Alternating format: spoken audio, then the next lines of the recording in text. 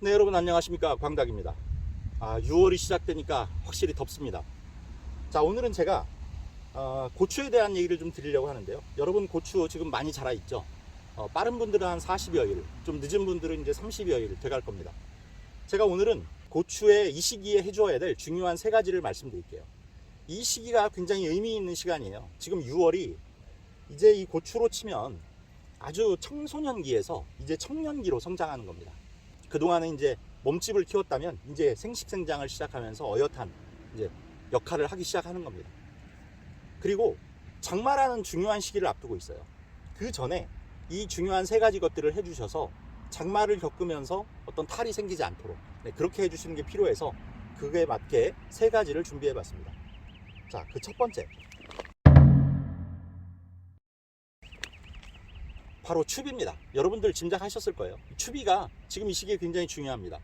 왜냐하면 이게 앞으로 다가올 장마 이런 것도 대비를 해야 되고, 또 이제 새로운 성장기를 맞이하면서 그에 맞는 양분도 필요하고, 그 다음 여러분들이 밑에 넣어주셨던 밑거름도 이제 다 됐습니다.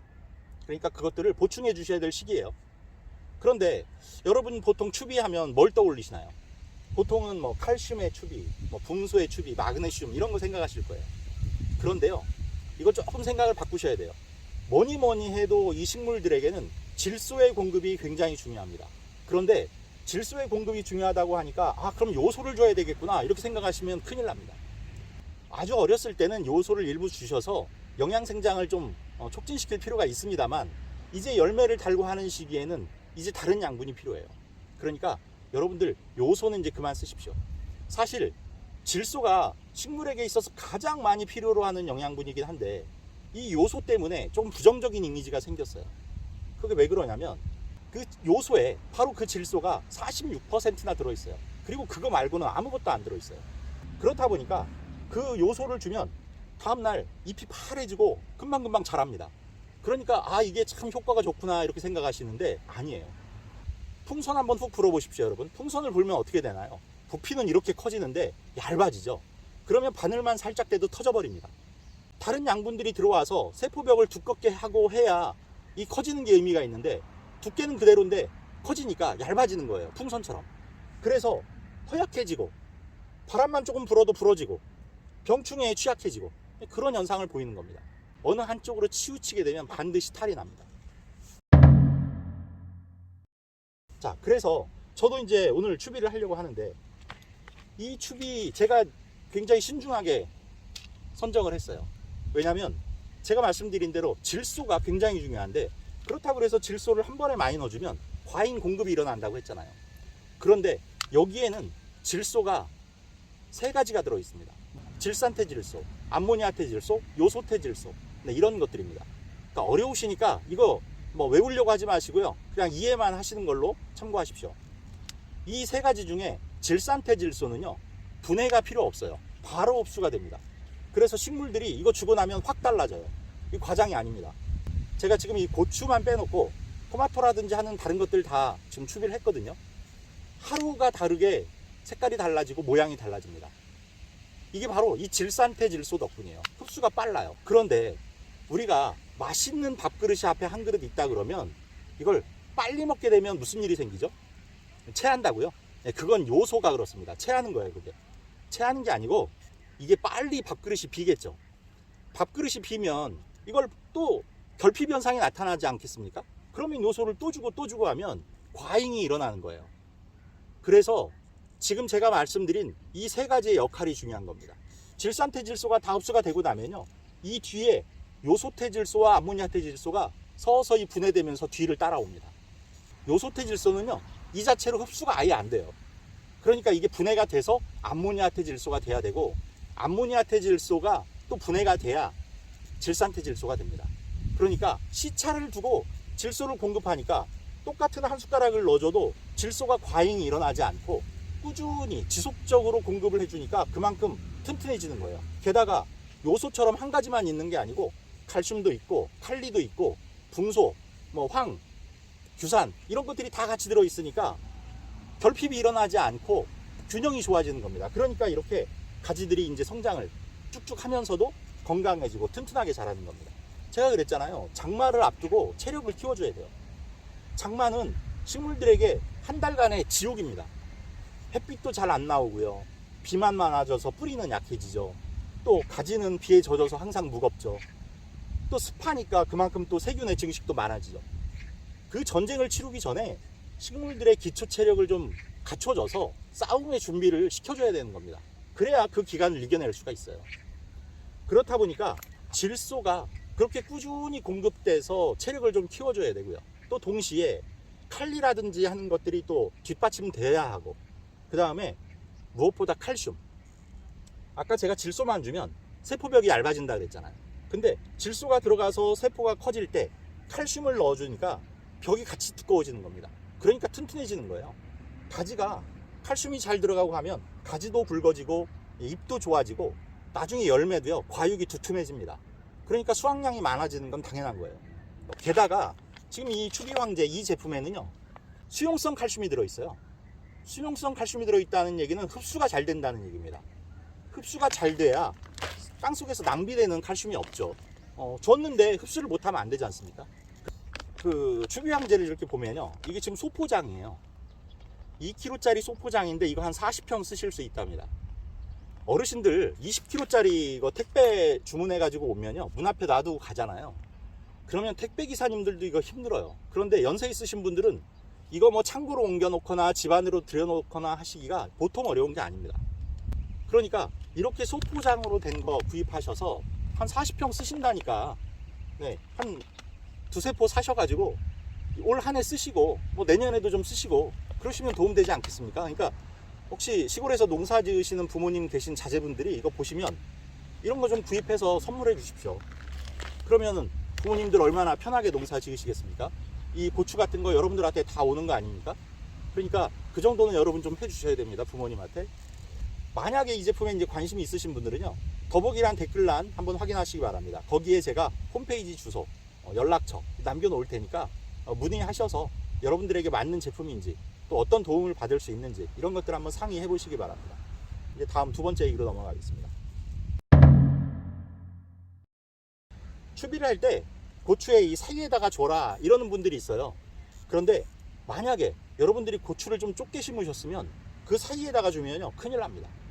왜냐하면 너무 고추 간격이 좁으니까 그 사이에 줘봐야 고추에 너무 가까운 거예요. 그러면 어떻게 해야 되느냐, 여러분들이 고추를 위에서 이렇게 내려다 보십시오. 그러면 잎이 끝나는 부분에서 이렇게 선을 내려보면 그 지점이 바로 고추의 추비를 해줄 수 있는 지점인 거예요. 그게 왜 그러냐면 뿌리의 발달은 이 줄기의 발달과 비슷하게 일어납니다.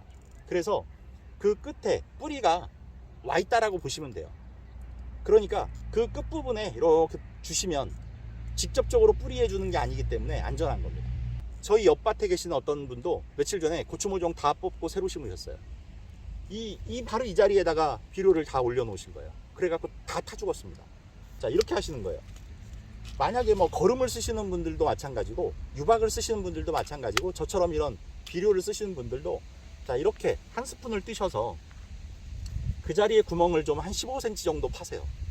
해서 이걸 부으시고 그 다음에 흙으로 살짝 묻어 주십시오. 이 고추의 뿌리가 만약에 거름이나 비료에 닿게 되면 좋지 않아요. 그래서 거리를 좀 두는 게 좋은데 방금 말씀드린 대로 그렇게 거리를 계산해서 거기에다가 구멍을 뚫고 비료를 주시면 안전합니다. 이 격가지는 결론부터 말씀드리면 아무 때나 미리 따지 마십시오. 제가 토마토 얘기하면서 이 격가지의 얘기를 해드렸었어요. 이 격가지에서는 중요한 생장 호르몬이라는 게 분비돼요. 뭐 이 본 가지에서도 마찬가지지만 생장점에서 그 생장 호르몬이 나와요. 그러면 그건 줄기와 가지와 잎을 키웁니다. 뿌리도 키워요. 그런데 만약에 여러분의 이 고추가 좀 세력이 약해서 성장이 늦다 하시는 분들은요, 그 격가지를 좀 길러서 성장을 유도해 주셔야 돼요. 생장 호르몬이 많이 나오도록. 그러니까 그거는 방아다리가 나오고 열매들이 달리고 할 때까지는 좀 놔두십시오. 그랬다가 따시면 돼요. 그 다음에 여기에 있는 잎들은 어떻게 할 거냐, 이 잎들은요 초기에는 이 고추를 키우는데 중요한 역할을 합니다. 그래서 초기에 다 훑어버리시면 안 돼요. 물론 대형 농가에서는 시간이 없고 인력이 모자라니까 격가지 제거하시면서 그냥 한꺼번에 쫙 제거합니다. 그런데 만약에 시간적 여유가 있으신 분들이라고 하면 이파리는 좀 놔두셨다가 이제 방아다리가 나오고 하면 그때는 서서히 이제 노화가 일어나요. 그러면 장마 전에 맑은 날 아침을 골라서 싹 훑어버리십시오. 그러면 됩니다. 근데 여기가 좀 비워지면 바람도 잘 통하고 그 다음에 물이 튀어서 뭐 감염될 염려도 좀 적어지고, 네, 여러모로 그때 제거하시는 게 도움이 됩니다. 자, 이제 마지막 세 번째입니다. 이 고정줄 작업이 중요하다고 말씀을 드렸는데요. 이 고정줄 작업은 초기에는 이렇게 두 줄로 해서 이렇게 줄기를 잡아주는 역할을 합니다. 이게 왜 그러냐면 고추의 뿌리는 천근성이에요. 그래서 깊게 들어가질 않습니다. 넓어지지도 않아요. 한 요만큼 이렇게 있는 게 고추의 뿌리예요. 처음에 모종을 심어 놓으면 바람이 불거나 비가 오거나 하면 쉽게 쓰러집니다. 그러니까 이제 초기에는 이렇게 고정줄을 해서 흔들리지 않게, 넘어지지 않게 잡아주는 겁니다. 그리고 중간에도 이렇게 오이집게라든지 끈이라든지를 이용해서 잡아줘서 옆으로 심하게 넘어지지 않도록 해주는 거예요. 그 다음은 이제 방아다리가 나오고 나서가 문제입니다. 방아다리가 이렇게 나오면서 이제 가지가 분지가 되면 이렇게 옆으로 확산이 되는데, 그때도 이렇게 두 줄로 이렇게 띄워주시면 이게 이렇게 오그라들어요. 그러니까 햇빛도 잘 안 들어가고 바람도 안 통하고 약을 줘도 약도 잘 안 들어가고 열매가 달려도 햇빛을 잘 못 봅니다. 그러니까 여러모로 불리합니다. 그래서 제가 말씀드리는 방법은 X자 지주대나 Y자 지주대로 지주대를 꽂아서 이 가지가 이렇게 넓어져 가는 것만큼 넓게 계속 지주대를 따라서 줄을 달아주시는 거예요. 그렇게 되면 이게 뭘 묶어주는 게 아니기 때문에 그 자리에서 바람이 불어도 이게 꺾이질 않아요. 그런데 또 밑에서 이렇게 받쳐주고 있습니다. 양쪽에서 받쳐주니까 밑으로 처지지도 않고 그걸 힘 받아서 좌우로 어느 정도는 움직이지만 쓰러지지 않습니다. 그러니까 그런 방법이 고추에 좋아요. 이걸 어느 한 지점에서 이걸 꽉 묶어주게 되면 나중에 장마 가지고 하면 이게 잎들이 무성해지고 이게 비에 젖으면 굉장히 무거워집니다. 그러면 그 자리가 찢어져 버려요. 고추 가지 찢어져 본 적 경험 있으실 거예요, 아마 많은 분들이. 그래서 제가 이 고정줄 작업이 고추를 하루아침에 죽일 수도 있고 하루아침에 수확량이 반토막 나버릴 수도 있다는 거예요. 가지가 통째로 부러져 버리니까. 그래서 제가 앞서 말씀드린 두 가지보다 이게 더 중요하다고 말씀을 드리는 거예요. 고추는 다수학의 비결 이거 따로 없습니다. 뭐냐? 오래 키우시는 거예요. 중간에 뽑히거나 부러지거나 뭐 병들거나 무슨 결핍 현상이 일어나서 장애가 생기거나 이러지 않고 끝까지 고추가 빨갛게 익어서 가을에 수확하실 수 있을 때까지 잘 키우시는 거예요. 그게 다수학의 가장 큰 비결입니다. 그러려면 오늘 말씀드린 세 가지, 영양분의 결핍도 없어야 되고 성장도 잘 돼야 하고 또 바람이라든지 이런 거에서 부러지거나 뽑히거나 하는 사고 없이 잘 자라주는 게 최고의 비결입니다. 그러니까 방아다리에 달린 열매를 하나 따주는 게 좋으냐 아니냐 이런 사소한 거에 매달리지 마시고요. 이런 오늘 제가 말씀드린 이런 것들을 한번 참고하셔서 재배에 좀 반영하시기 바랍니다. 여러분들이 생각하는 방법과 좀 다를 수도 있어요. 하지만 한번 참고해 보시라는 차원에서 오늘 세 가지 얘기 드렸습니다. 오늘 말씀드린 내용이 여러분들의 다수학에 도움이 될 수 있기를 바라고 풍성한 수확 응원하도록 하겠습니다. 구독, 좋아요, 알림 설정 부탁드리면서 인사드리겠습니다. 감사합니다.